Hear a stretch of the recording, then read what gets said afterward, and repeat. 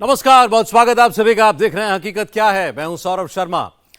पाकिस्तान के हैदराबाद में लश्कर-ए-तैयबा के आतंकवादी थर थर कांप रहे हैं और दूसरी लाइन में मोदी मोदी ये नाम ले रहे हैं। पाकिस्तान के फैसलाबाद में भी लश्कर के आतंकवादियों के कैंप में नरेंद्र मोदी का खौफ सर चढ़कर बोल रहा है। मोदी नाम का यह डर लश्कर के साथ साथ जैश-ए-मोहम्मद के आतंकवादियों के चेहरों पर भी दिखता है और यह सब कुछ 24 से 48 घंटों के अंदर हुआ। इस बीच मसूद अजहर के संगठन पर एक चौंकाने वाला खुलासा हुआ। ऑपरेशन सिंदूर के बाद तबाह हुआ जैश-ए-मोहम्मद एक बार फिर से एक्टिव हो गया। जैश अब 313 नए आतंकी कैंप बनाने वाले प्लान पर काम कर रहा है और इसके लिए मसूद अजहर ने 390 करोड़ रुपए से ज्यादा पाकिस्तानी करेंसी इकट्ठा करने का अभियान शुरू कर दिया है। खुफिया रिपोर्ट से पता चला है कि इन दिनों जैश-ए-मोहम्मद टेरर फंडिंग के लिए डिजिटल वॉलेट का इस्तेमाल करता है। जैश ने ऑनलाइन रकम इकट्ठा करने के लिए 2 पाकिस्तानी डिजिटल वॉलेट्स पर 2000 से ज्यादा अकाउंट्स एक्टिवेट कर दिए हैं और इनमें से ज्यादातर अकाउंट्स को मसूद अजहर का भाई तलहा गुलजार और मसूद अजहर का बेटा अब्दुल्ला अजहर ऑपरेट करते हैं। इन डिजिटल अकाउंट्स में सालाना करोड़ों पाकिस्तानी रुपए की फंडिंग हो रही है और इसका 50% हिस्सा आतंकवादियों के लिए वेपन्स, हथियार खरीदने के लिए इस्तेमाल किया जा रहा है। खुफिया रिपोर्ट्स में और क्या क्या चौंकाने वाले खुलासे हुए हैं और इन खुलासों के बाद मोदी क्या एक्शन लेने वाले हैं, आइए देखते हैं। मोदी मोदी वो मोदी नरेंद्र मोदी वो मोदी मोदी वो मोदी नरेंद्र मोदी मोदी हिंदुस्तान बंद। पाकिस्तान के हैदराबाद में, पाकिस्तान के फैसलाबाद में, पाकिस्तान के इस्लामाबाद में इतना मोदी मोदी मोदी क्यों हो रहा है? लश्कर-ए-तैयबा के आतंकी, जैश-ए-मोहम्मद के आतंकी हर 30 सेकंड में मोदी का नाम क्यों ले रहे हैं? मोदी मोदी वो मोदी नरेंद्र मोदी वो मोदी मोदी वो मोदी नरेंद्र मोदी मोदी हिंदुस्तान बंद। पाकिस्तान में एक बार फिर से टेंट लगने शुरू हो गए हैं। आतंकी एक बार फिर लाउड स्पीकर के साथ कैमरे पर दिख गए हैं। कुछ भी छिप छुपा कर नहीं हो रहा है, सब कुछ खुल्लम खुल्ला हो रहा है। पाकिस्तान के हैदराबाद की ये तस्वीरें देखिए। बीच सड़क में माइक पकड़ा लश्कर का कमांडर, दाईं तरफ बाईं तरफ लश्कर के दूसरे आतंकी। सिर्फ लोकेशन बदल रहा है, चेहरे बदल रहे हैं, लश्कर के आतंकी हर जगह दिख रहे हैं।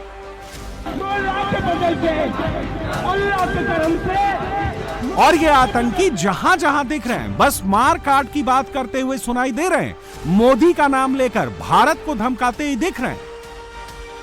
हिंदुस्तान ने क्या किया था? हिंदुस्तान ने समझा कि ये खतरा है पाकिस्तान। हिंदुस्तान ने ये समझा था वो मोदी दुश्मन है, वो मोदी वो दुश्मन है, वो मोदी जो हिंदुस्तान का वजीर आजम है, उसने रात की तरीकी में पाकिस्तान पे हमला किया। दुश्मन ने अब दूसरी तस्वीर देखिए। यह पाकिस्तान के हैदराबाद से बस चंद घंटों पहले ही आई है। एक मंच सजा है, लश्कर के एक आतंकी ने हाथ में माइक पकड़ा है, दूसरा आतंकी अपनी बारी का इंतजार कर रहा है, तीसरा, चौथा, पांचवा आतंकी सब लाइन में लगे हैं, अपनी स्पीच का वेट कर रहे हैं। और फिर जैसे इन सारे आतंकियों के हाथ में माइक आया, सबने अपना अपना हेड टेप ऑन करके हिंदुस्तान को गीदड़ भभकी देनी शुरू कर दी। हम ये कर देंगे, हम वो कर देंगे।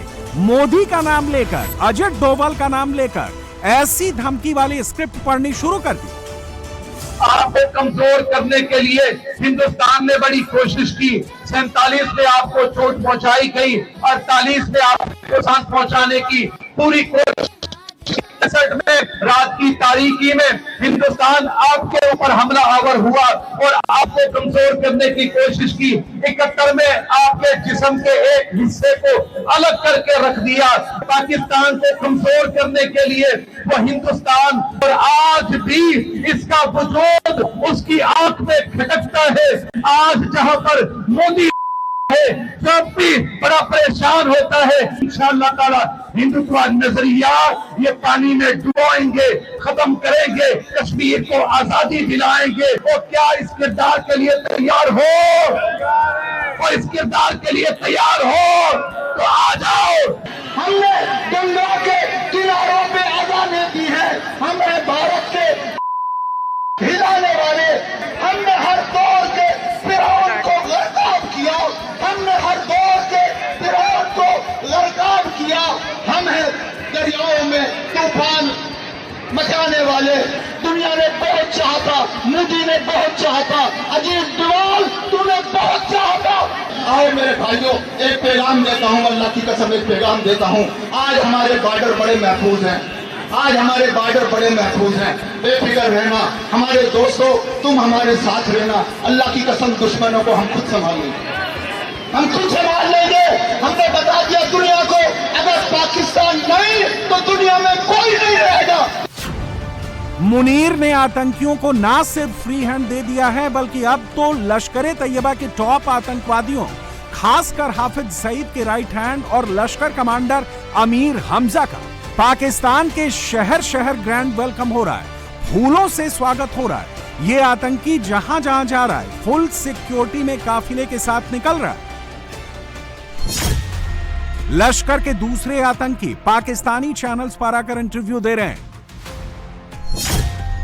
इंटरव्यू देते वक्त ये सारे आतंकी अपना खुद का वीडियो बनाकर अपने फेसबुक अकाउंट पर अपलोड कर रहे हैं और टेंट के नीचे खड़े होकर बाकायदा जिहाद का ट्यूशन दे रहे हैं। एक ऐसे ही आतंकी का नया ऑडियो आपको सुनाते हैं।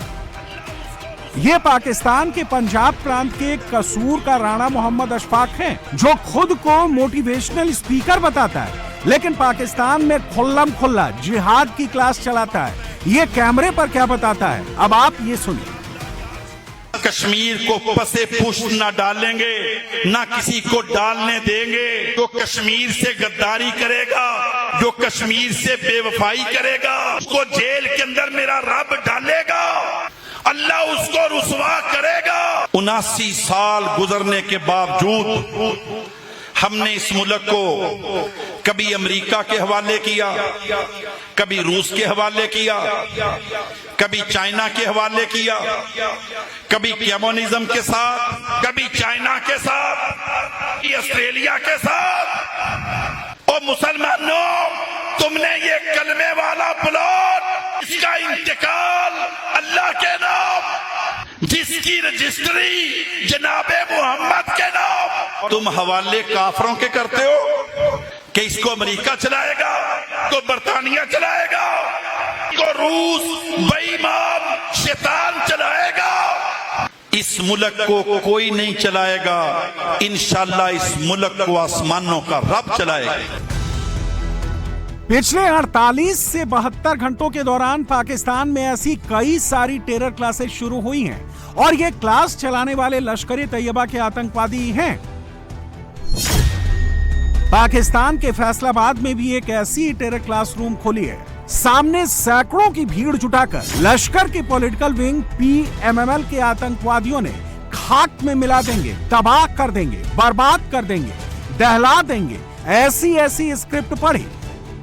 हम तुम्हारे तमाम निजामों को खाक में मिला देंगे। इंडिया टूटी सुन ले, ये काफले अब ऐसे निकल चुके हैं, इनको दुनिया की कोई ताकत रोक सकती, इनको दुनिया की कोई ताकत रोक सकती नहीं। सबको खत्म करके इंशाअल्लाह अल्लाह के दीन का झंडा बुलंद करके रंग और नस्ल के फर्क को मिटाकर पूरी दुनिया के ऊपर छाएंगे। हम अपने दुश्मन मुल्क को ये पैगाम देना चाहते हैं, मोदी हिंदुस्तान सुन ले, तूने देख लिया 10 मई वाले दिन हमने दिन के उजाले में, दिन के वक्त तारे दिखा दिए थे। इंशाअल्लाह आगे भी जुर्रत करोगे, इंशाअल्लाह रात को नहीं दिन को तारे दिखाएंगे। और इंशाअल्लाह इस दफा तो पाकिस्तान के सिपह सलार ने ऐलान कर दिया है, अगर दोबारा कोशिश करोगे दोबारा कोशिश करोगे, मशरक से शुरू करेंगे, मगरब की तरफ आएंगे और पूरा हिंदुस्तान उसको फैला के रख देंगे इंशाअल्लाह। क्या है आज तो ट्रम्प भी आपको कह रहा है कि आई लव पाकिस्तान, और आज इस हालिया 10 मई के मार्के के बाद इंडिया भी ये देख रहा है कि पाकिस्तान की प्रवास बहुत ऊंची हो गई है।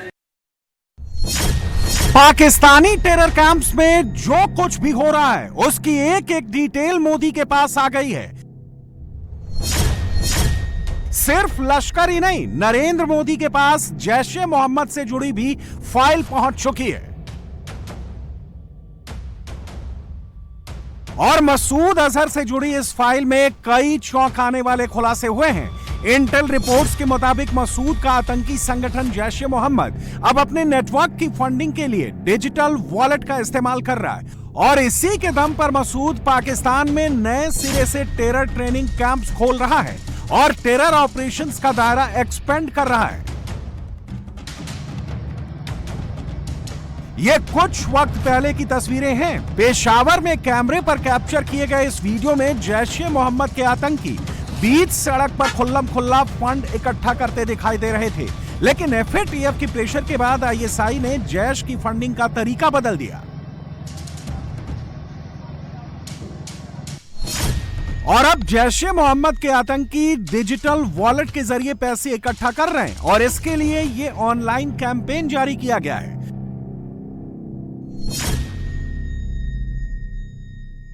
वीडियो कैंपेन के अलावा डिजिटल पोस्टर्स बनाकर सोशल मीडिया पर फैलाकर भी जैश के आतंकी फंड इकट्ठा कर रहे हैं और इसकी एक एक डिटेल चौंकाने वाली है।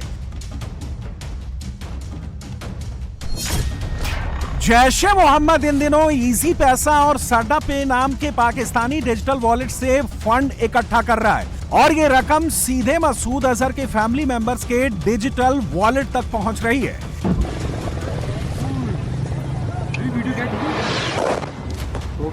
7 मई को ऑपरेशन सिंदूर में जैश के मरकज सुभान अल्लाह कैंप के साथ साथ 4 और ट्रेनिंग कैंप्स तबाह हुए थे।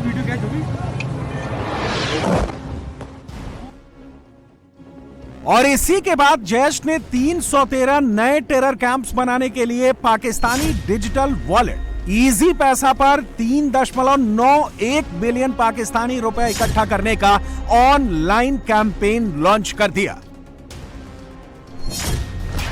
और इसके लिए सोशल मीडिया प्लेटफॉर्म फेसबुक और व्हाट्सएप चैनल्स पर पोस्टर्स, वीडियोस और मसूद अजहर की एक चिट्ठी घुमाई जा रही है जिसमें अपील की जा रही है कि पाकिस्तानी इस डिजिटल वॉलेट में हर टेरर कैंप के लिए 1 करोड़ 25 लाख पाकिस्तानी रुपए डोनेट करें। मसूद का इरादा ऐसा करके 391 करोड़ पाकिस्तानी रुपए इकट्ठा करने का है। इस वक्त आप जो पर्चा देख रहे हैं ये एक ऐसा ही डोनेशन रिसिप्ट है। बाईं तरफ का नाम गौर से पढ़िएगा, तलहा गुलजार। आप ये जानकर चौंक जाएंगे कि ये तलहा गुलजार कौन है। पाकिस्तानी डिजिटल वॉलेट सडा पे पर जिस तरह तलहा गुलजार के अकाउंट में पैसे ट्रांसफर हो रहे हैं वो कोई और नहीं, आतंकी मसूद अजहर का भाई है और इस पर्चे में जिसका नंबर लिखा हुआ है वो जैश के डिस्ट्रिक्ट कमांडर आफ्ताब अहमद के नाम पर है, जिसका CNIC नंबर खंगालने पर पता चला है कि उसका एड्रेस खाला भट्ट टाउनशिप यानी जैश का टेरर कैंप है। इसी तरह एक और fund raising channel Pakistani digital wallet easy पैसा पर ऑपरेट करता है और ये वॉलेट जिस मोबाइल नंबर से लिंक्ड है उसे मसूद अजहर का बेटा अब्दुल्ला अजहर चलाता है। इसके अलावा खैबर पख्तूनख्वा में जैश का कमांडर सईद सफदर शाह जैश के टेरर कैंप के लिए इजी पैसा वॉलेट पर डोनेशन कलेक्ट कर रहा है। इंटेल रिपोर्ट्स के मुताबिक जैश-ए मोहम्मद इस वक्त इजी पैसा और सडा पे पर 2000 से ज्यादा डिजिटल वॉलेट्स ऑपरेट कर रहा है। सूत्रों के मुताबिक मसूद अजहर की फैमिली एक बार में 7 से 8 डिजिटल वॉलेट्स का इस्तेमाल करती है और हर 3 से 4 महीने में उसे रिप्लेस कर देती है। जो पैसे उन वॉलेट्स में आते हैं उन्हें फ्रेश अकाउंट में ट्रांसफर कर दिया जाता है। जैश के आतंकी हर महीने 30 नए वॉलेट्स को एक्टिवेट करते हैं ताकि उसके सोर्स को ट्रेस ना किया जा सके। इस वक्त जैश की 80% फंडिंग इन्हीं डिजिटल वॉलेट से हो रही है, जिससे यह आतंकी संगठन सालाना 80 से 90 करोड़ पाकिस्तानी रुपए इकट्ठा कर रहा है। इस रकम का इस्तेमाल हथियार खरीदने, टेरर कैंप्स के ऑपरेशन, प्रोपेगेंडा, महंगी गाड़ियां और मसूद अजहर के परिवार के लिए इस्तेमाल होता है। इन डिजिटल वॉलेट्स के अलावा जैश ए मोहम्मद के आतंकवादी हर शुक्रवार जैश के मस्जिद के अंदर बैठकर भी पैसे इकट्ठा करते हैं, जैसे कि आप इस तस्वीर में देख सकते हैं।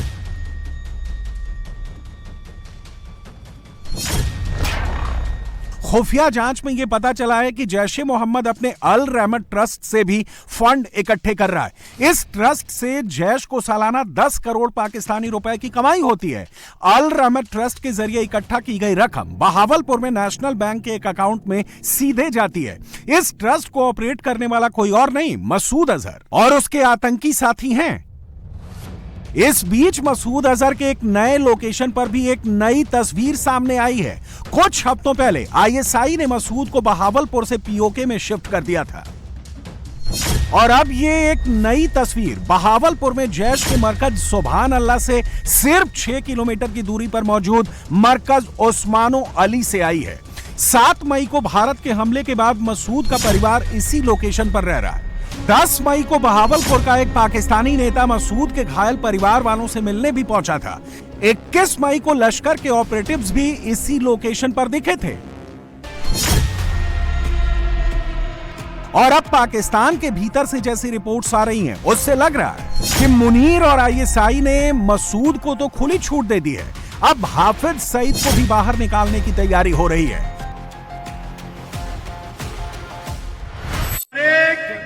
शख्स की मैं बात करना चाहता हूं जो मुहसिन पाकिस्तान भी है, मुहाफिज पाकिस्तान भी है, वफादार पाकिस्तान भी है और मुल्क पाकिस्तान का खिदमतगार भी है। मेरी मुराद अमीरुल मुजाहिदीन हाफिज मोहम्मद सईद हाफिज़हुल्लाह ताला है। मेरी करारदाद है कि इस इज्तिमा की मुनासिबत से हम सब हुक्मरान बाला से ये अपील करते हैं कि अमीरुल मुजाहिदीन को जल्द अज जल्द रहा किया जाए। मुझे हाथ खड़ा करके मेरी बात की तईद कीजिए। आप सब मुहिब्बे हाफिज सईद हैं, मेरी बात की करारदाद की हिमायत कीजिए। पाकिस्तान का मोहसिन, पाकिस्तान का कायद, महबूबे अवाम, कायद मिल्लत इस्लामिया प्रोफेसर हाफिज मोहम्मद सईद वो आज बसे दीवार जिंदा में है। मैं हुकूमत वक्त से पूछना चाहता हूं कि हिंदुस्तान के गलत और खलीज प्रोपेगंडे की बुनियाद पर आपने हाफिज साहब को बसे दीवार जिंदा में डाला है। रिहा करो, रिहा करो हाफिज सईद को। अगर तुम ये समझते हो कि हम हिंदुस्तान से आजाद हैं तो उनके प्रोपेगेंडा से बाहर निकलो। प्रोफेसर हाफिज मोहम्मद सईद साहब को रिहा करो। पाकिस्तान के शहर शहर से जैश और लश्कर पर जो खुफिया रिपोर्ट्स आ रही हैं, जो बयान कैमरे पर सुनने को मिल रहे हैं, वो बिल्कुल भी सरप्राइजिंग नहीं है, क्योंकि पाकिस्तान के आतंकी और वहां के स्टेट दोनों एक ही हैं और अब इन दोनों के खात्मे का वक्त करीब आता जा रहा है। प्यू रिसर्च के ताजा सर्वे में भारत के 79% लोगों ने आतंकवाद को ही सबसे बड़ा खतरा बताया है और मोदी ने इस खतरे से हमेशा हमेशा के लिए निपटने वाले प्लान पर काम ऑलरेडी शुरू कर रखा है। नतीजा बहुत जल्द देखने को मिल सकता है। 2 दिन पहले पानी में डूबी मुंबई पानी से निकलकर सीधे गड्ढे में उतर गई है। बारिश के बाद मुंबई की सड़कें उधड़ चुकी हैं। दादर, कुर्ला, बांद्रा, अंधेरी, पवई, किसी भी रूट पर निकल जाइए, आपको मुंबई में सड़कें कम और गड्ढे ज्यादा नजर आएंगे। कोई कोई गड्ढा 5 फीट लंबा, किसी गड्ढे की गहराई 3 फीट। मुंबईकर सड़क पर हिचकोले खा रहे हैं, बीएमसी को कोस रहे हैं। बीएमसी अगले 48 घंटों में सारे गड्ढे भरने का दावा कर रही है, फिर भी पूरी मुंबई डरी हुई है, क्योंकि 2 दिन की बारिश में शहर का यह हाल हो गया। अभी तो आसमान में और बादल मंडरा रहे हैं और इस बार पहले जैसी बारिश हो गई तो सोचिए मुंबई का होगा क्या, मुंबई की सड़कों का क्या होगा।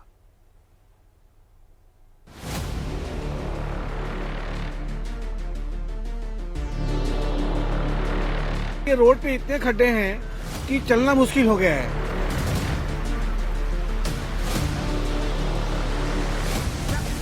रात को गिर गए हम खड्डे में।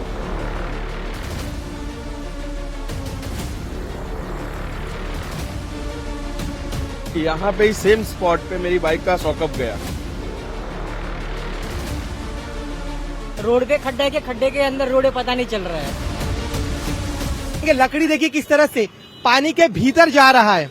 इससे अब पता चलता है कि ये गड्ढा सड़क से कितना ज्यादा गहरा है। बीएमसी को भले ही ना देखे,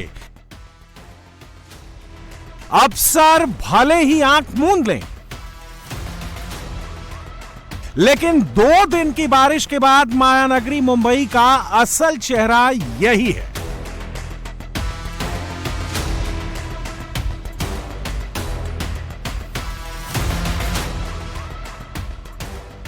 सड़क पर 1-2 नहीं, दर्जनों गहरे गड्ढे हैं। ब्रिज पर गड्ढे हैं। बस आप नजर घुमाइए, जहां देखेंगे वहां गड्ढे मिलेंगे। गड्ढा नंबर 1, गड्ढा नंबर 2 और आगे मैं आपको चलूं दिखाऊं तो देखिए गड्ढा नंबर 3, 4, 5। ये सड़क की एक तरफ, सड़क की दूसरी तरफ अगर मैं आपको दिखाने लगूं गड्ढा नंबर 6, 7, 8, 9। सड़क पर बढ़ते जाएंगे और आपको गड्ढों की संख्या भी उसी तरीके से बढ़ती हुई मिलेगी। 2 दिन की बारिश के बाद आज की मुंबई का यही हाल है। मुंबई में गड्ढे हैं या गड्ढे में मुंबई, सड़क पर गड्ढे हैं या गड्ढे ही सड़क है, समझ पाना मुश्किल है। यह मुंबई का वाकोला ब्रिज है जो मुंबई के बांद्रा को अंधेरी से कनेक्ट करता है। यह वो रास्ता है जिसके जरिए तमाम वीवीआईपी इंटरनेशनल एयरपोर्ट जाते हैं। मुंबई के बड़े नेता इसी रूट से एयरपोर्ट पहुंचते हैं। साउथ मुंबई के लाखों लोग रोजाना इसी ब्रिज से गुजरते हैं, लेकिन इस ब्रिज की हालत देखिए। 24 घंटे की बारिश में पूरा ब्रिज उधड़ गया है। अगर आप मुंबई में रहते हैं और गाड़ी लेकर सड़क पर निकलने का विचार कर रहे हैं तो जरा संभल कर, आपका यह सफर जानलेवा साबित हो सकता है। और ये हम इसलिए कह रहे हैं क्योंकि मुंबई की सड़कें अब सड़कें नहीं रही, बल्कि सिर्फ और सिर्फ गड्ढे ही गड्ढे इन सड़क पर उभर आए हैं। इस वक्त हमें मुंबई के वाकोला ब्रिज पर, यह मुंबई का सबसे व्यस्ततम ब्रिज है और इस ब्रिज की हालत क्या है ये देखिए। इस ब्रिज पर सिर्फ और सिर्फ हमें गड्ढे ही गड्ढे नजर आ रहे हैं। छोटे बड़े गड्ढे और बहुत बड़े बड़े गड्ढे इस ब्रिज पर आपको दिखाई दे रहे हैं। इन गड्ढों की वजह से आम लोगों को, वाहन चालकों को बहुत ज्यादा परेशानी का सामना करना पड़ रहा है। देखिए किस तरह से गड्ढों में जैसे ही गाड़ियों के पहिए जाते हैं, गाड़ियां खराब हो रही है, लोगों को चोट लग रही है। कई जगहों पर इन गड्ढों में गिरने की वजह से लोगों की जान तक जा चुकी है। पिछले 4 दिन से मुंबई में भारी बारिश हुई है। उम्मीद से ज्यादा बारिश हुई है, ये बात सच है। लेकिन सच ये भी है कि इस बारिश ने मुंबई में बिछा पूरा कंक्रीट उधेड़ दिया है। हालत ऐसी है, मुंबई में कहीं भी चले जाइए, किसी भी रास्ते से गुजर जाइए, बीएमसी की गारंटी है कि सड़क मिले ना मिले, गड्ढे जरूर मिलेंगे। सैंपल देख लीजिए। यह मुंबई का अंधेरी वेस्ट इलाका है। यहां बड़े बड़े फिल्म स्टार रहते हैं, सेलिब्रिटीज रहते हैं, कई प्रोडक्शन हाउस के ऑफिस हैं। इसी इलाके में आरटीओ दफ्तर की सड़क सबसे ज्यादा बिजी रहती है। अब इस सड़क की हालत देख लीजिए। इस वक्त हम अंधेरी वेस्ट के इलाके में हैं और आरटीओ दफ्तर के ठीक सामने सड़क पर बने बड़े बड़े गड्ढे जो हैं वो आपको दिखा दें। इन्हीं गड्ढों की वजह से मुंबई की रफ्तार पर ब्रेक लगता है। जब जल जमाव होती है तब तो मुंबई रुकती है, थमती है, लेकिन पानी जब निकल जाता है सड़कों से तो ऐसे बड़े बड़े खड्डे जो हैं, ऐसे बड़े बड़े गड्ढे जो हैं वो आपको इन सड़कों पर नजर आएंगे। इनमें गाड़ियां जाती हैं, गाड़ियों को नुकसान होता है, कई गाड़ियों को बंद पड़ती हैं और ट्रैफिक भी इसकी वजह से स्लो होता है। और एक ही जगह पर आपको बहुत सारे गड्ढे जो हैं वो दिखेंगे। अगर मैं सड़क की दूसरी तरफ कैमरामैन से कहूं दिखाने को तो वहां पर भी आपको गड्ढा नजर आएगा। छोटे गड्ढे, बड़े गड्ढे, हर तरीके के गड्ढे आपको जो हैं इन सड़कों पर नजर आएंगे। मुंबई में सड़कों के रखरखाव की जिम्मेदारी बीएमसी के साथ साथ एमएसआरडीसी, एमएमआरडीए, माडा, पोर्ट अथॉरिटी, अलग अलग इंस्टीट्यूशंस के पास हैं। लेकिन सब मिलकर भी मुंबई की सड़कों को गड्ढा रहित करने में नाकाम रहते हैं। पर आप अगर आगे मैं लेके चलूं आपको तो वहां दिखाऊं, एक नहीं दर्जनों गड्ढे जो आपको इस सड़कों पर नजर आएंगे। मुंबई का सच एक ही है, बारिश ने पूरे सिस्टम को एक्सपोज कर दिया है। बीएमसी की पोल खोल दी है। बीएमसी का नकारापन ही है जिसकी वजह से पहले मुंबई पानी में डूबी और उसके बाद गड्ढा गड्ढा हो गई। मॉनसून सीजन में बीएमसी के पास 2 ड्यूटी थी। ड्यूटी नंबर 1 नदी नालों से कचरा साफ करना, ड्यूटी नंबर 2 शहर की सड़कों को मेंटेन करना। लेकिन बीएमसी कोई काम ठीक से नहीं कर सकी। ना नालों का कचरा निकला, ना ही सड़क बच सकी। ये रोड पे इतने खड्डे हैं कि चलना मुश्किल हो गया है और जान का तो हमेशा जोखिम बना ही रहता है। जैसे कि अगर खड्डे में गाड़ी गई और इसके बाद में तुरंत कोई पीछे से आके हमको ट्रक है या हैवी व्हीकल है वो हमारे ऊपर चढ़ जाएगा, इसके लिए बहुत रिस्क। ये रोड मेरे जानने में 3 महीने में 4 बार बना है, बट सेम थिंग रिटर्न हो रही है। तो बहुत ज्यादा दिक्कत हो रही है, गाड़ी फिसलने का भी डर लगता है, कभी भी फिसल जाती है, कभी भी अचानक ब्रेक लग जाता है, टायर फटने का चांसेस रहते हैं। यहाँ रोड पे खड्डे के अंदर रोड पता नहीं चल रहा है। ये मुंबई का सबसे पॉश इलाका बांद्रा कुर्ला कॉम्प्लेक्स है जो दुनिया की सबसे महंगी जगहों में शुमार है। इस इलाके में रईस लोगों के घर है, बड़े बड़े बिजनेस घरानों के ऑफिस हैं। अब यहाँ की हालत देख लीजिए। इस वक्त मैं हूं मुंबई के बांद्रा कुर्ला कॉम्प्लेक्स यानी बीकेसी इलाके में। यह दुनिया के सबसे महंगे इलाकों में से एक है, लेकिन इस इलाके की क्या स्थिति है ये आप तस्वीरों के जरिए देखिए। यह है विकास केंद्र की सड़कें जो गड्ढों से भरी पड़ी है। यहाँ 1-2 नहीं कुल 3 गड्ढे हैं। सबसे पहले मैं आपको छोटा गड्ढा दिखाता हूँ। देखिए ये है छोटा गड्ढा, इसके ठीक बगल में ये है इससे बड़ा गड्ढा और इसके ठीक बगल में ये है सबसे बड़ा गड्ढा। अब आप सोचिए जरा, इस इतने बड़े शहर के इतने प्रमुख इलाके में 3 बड़े गड्ढे हैं। अब ये सिर्फ गड्ढे कितने बड़े हैं, उससे ज्यादा गहरे कितने ये भी मैं दिखाता हूँ। मेरे साथ मेरे सहयोगी, इनसे हम इस लकड़ी को लेंगे और दिखाएंगे। लकड़ी देखिए किस तरह से पानी के भीतर जा रहा है। इससे अब पता चलता है कि ये गड्ढा सड़क से कितना ज्यादा गहरा है। जिस तरह का मटेरियल इस्तेमाल किया गया यह बता रहा है कि देखिए कितना पुअर मटेरियल है। अगर अच्छे मटेरियल का इस्तेमाल किया गया होता तो शायद सड़कें इस तरह से खराब नहीं होती। ये आप देख रहे हैं, देखिए किस तरह का मटेरियल इस्तेमाल किया गया। मैं आपको दिखाता हूँ, यहाँ देखिए जरा किस तरह से हाथों से निकल जा रहा है। बीएमसी के पास कुल 2000 किलोमीटर लंबी सड़क की जिम्मेदारी है। 2025-26 में कंक्रीट सड़कों के लिए 3111 करोड़ रुपए का बजट पास हुआ, लेकिन यह काम अभी अधूरा है। सड़क बनाने के अलावा बीएमसी के पास रिपेयरिंग के लिए भी बहुत बड़ा बजट आता है। 2023 में सड़क रिपेयरिंग के लिए 136 करोड़, 2024 में 100 करोड़ रुपए और इस साल 154 करोड़ रुपए रिपेयरिंग पर खर्च हो चुके हैं। रिपेयरिंग का बजट कहां गया, सड़क बनाने का पैसा कहां गया, समझना मुश्किल नहीं है।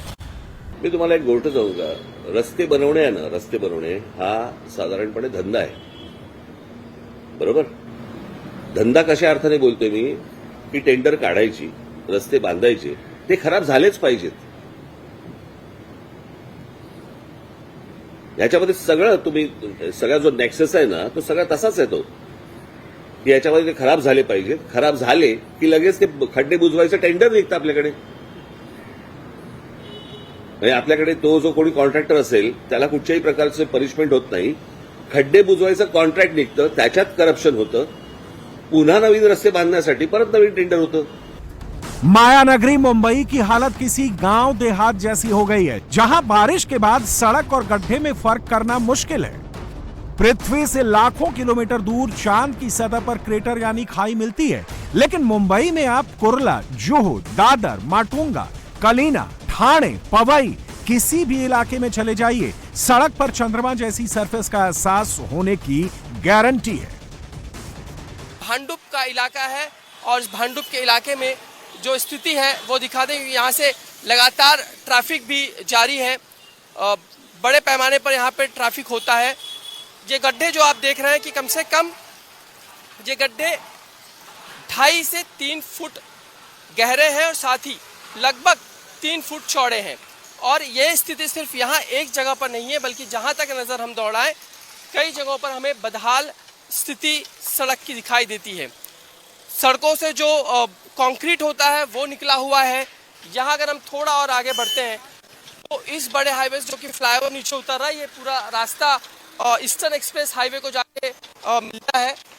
यहाँ पे भी हम आपको दिखा दें, और कैमरामैन लगातार मुंबई की सड़कों की जो बदहाली है उसे दिखाने की हम अपने कैमरे के जरिए कोशिश कर रहे हैं। यहाँ पे भी ये जो गड्ढा है बड़ा सा, लगभग कंक्रीट पूरा यहाँ का निकल चुका है। और अब वक्त है उन खबरों का जिनके वीडियोज आज चर्चा में हैं, तो आइए देखते हैं एक्शन रिप्ले।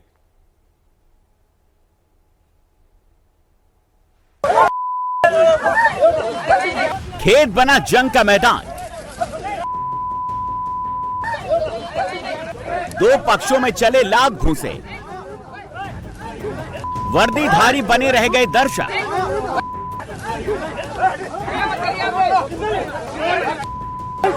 तस्वीरों में आप साफ देख सकते हैं, कुछ लोग ब्लैक टी शर्ट पहने एक शख्स को घेरे हुए हैं। उस पर दनादन थप्पड़ और घूंसों की बारिश हो रही है।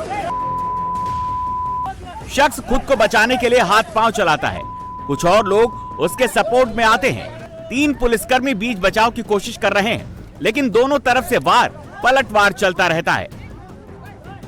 चौथा पुलिसकर्मी भी लोगों को रोकने के लिए आता है, लेकिन कुछ लोग लाठी डंडे भी लेकर आ जाते हैं और बवाल जारी रहता है।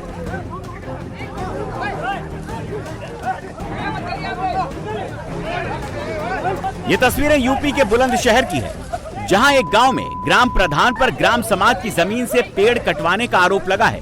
जांच के लिए पुलिस टीम पहुंची, लेकिन पुलिस की मौजूदगी में ही आरोपी ग्राम प्रधान के समर्थकों ने शिकायत करने वालों को लात घूंसों से पीटा। पुलिस ने दोनों पक्षों के आधा दर्जन लोगों को हिरासत में ले लिया है। क्या कर रहा है? गली में लेकर चल, गली में उतर चौकी में। कौन का 100 नंबर पे?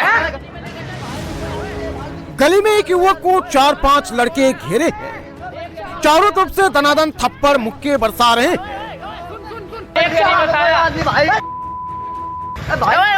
सुन अपने साथ क्या बोला, अपने साथ क्या बोला?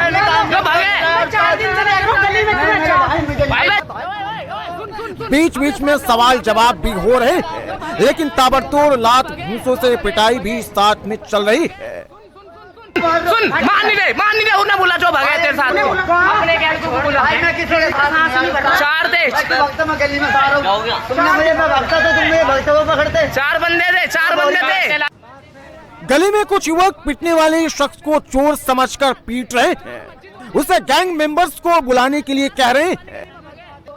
तस्वीरें गाजियाबाद के लूनी की है, जहां 100 फुटा रोड पर गली के कुछ युवक घूम रहे थे। जब मोहल्ले के लड़कों की नजर पड़ी तो 4 युवक भाग गए, लेकिन एक पकड़ा गया। फिर क्या था, चारों तरफ से दनादन वार प्रहार शुरू हो गए। पिट रहा शख्स खुद को बेगुनाह बताता रहा, लेकिन कोई भी सुनने को तैयार नहीं दिखा। हर कोई बस उसे पीटने में लगा। पुलिस अब वीडियो के आधार पर जांच में जुटी हुई है।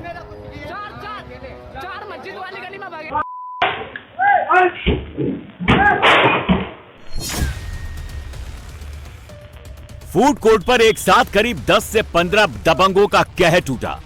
3-4 बाइक से आए ये सभी लड़के एक एक करके सामान पर अपना गुस्सा उतार रहे हैं। कोई दुकान के बोर्ड तोड़ रहा है, तो कोई अपना गुस्सा प्लास्टिक की मेज पर उतार रहा है।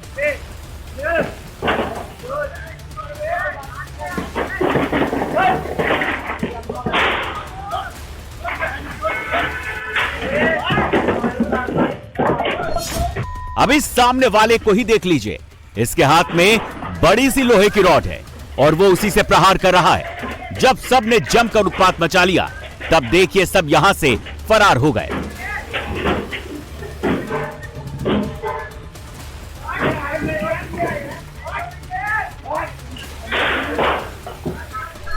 दबंगों के उत्पात की तस्वीरें मध्य प्रदेश के जबलपुर की हैं, जहां सिविल लाइन थाना इलाके के रेस्टोरेंट में हुई तोड़फोड़ से सनसनी मच गई।